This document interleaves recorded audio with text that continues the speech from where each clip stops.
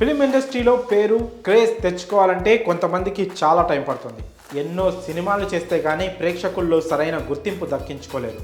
కానీ కొందరు మాత్రం ఒక్క చిత్రంతోనే ఓవర్ నైట్ స్టార్స్ అయిపోతారు.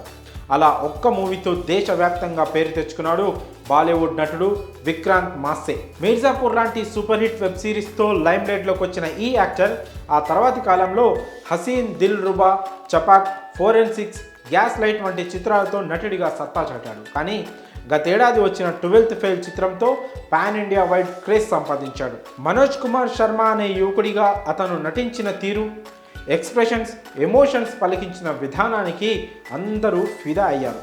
అలా ఫుల్ ఫేమస్ అయిన విక్రాంత్ మాస్సే క్రికెట్ అంటే తనకు చాలా ఇష్టమని అన్నాడు.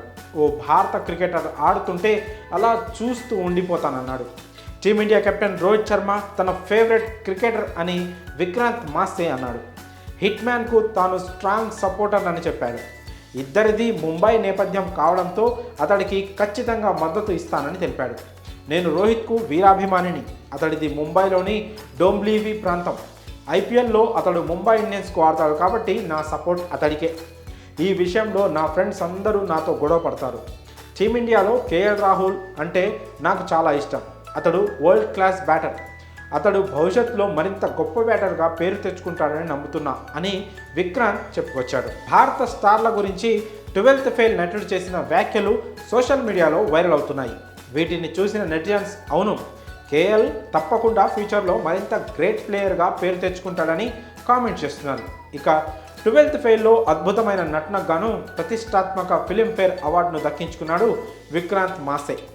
ఫిలింఫేర్ క్రిటిక్ బెస్ట్ యాక్టర్గా నిలిచాడతను. 12th ఫెయిల్ సినిమా కథాంశం గురించి తెలిసిందే. IPS officer Manoj Kumar Sharma life ఆధారంగా ఈ మూవీని తెరకెక్కించారు దర్శకుడు వినోద్ చోప్రా.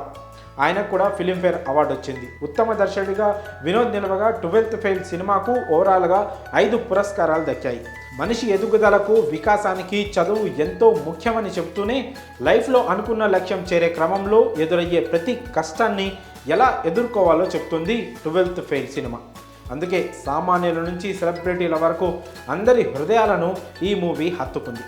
థియేటర్లలో కంటే ఓటీటీలోకి వచ్చాక దీనికి మరింత ఆదరణ దక్కింది. మరి రోహిత్ తన ఫేవరెట్ అంటూ విక్రాంత్ మాస్సే చేసిన వ్యాఖ్యలపై మీ అభిప్రాయాలను కామెంట్స్ రూపంలో తెలియజేయండి.